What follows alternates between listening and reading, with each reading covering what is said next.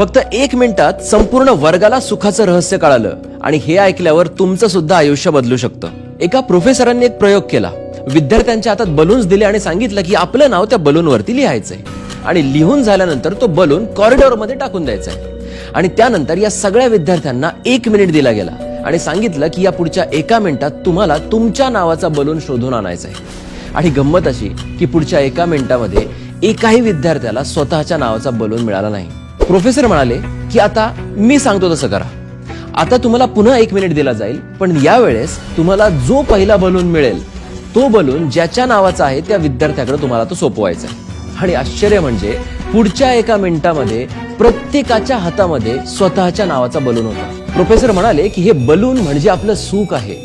जर तुम्ही फक्त स्वतःच्या सुखाचा शोध घेत राहिलात तर ते तुम्हाला कधीच सापडणार नाही. पण जर तुम्ही दुसऱ्याच्या सुखाची काळजी घेतली तर तुमचं सुख तुमच्यापर्यंत नक्की पोहोचणार. शेवटी इतकंच सांगेन, खरं सुख हे देण्यात आहे. ज्यांना कळलं त्यांनी शेअर करा.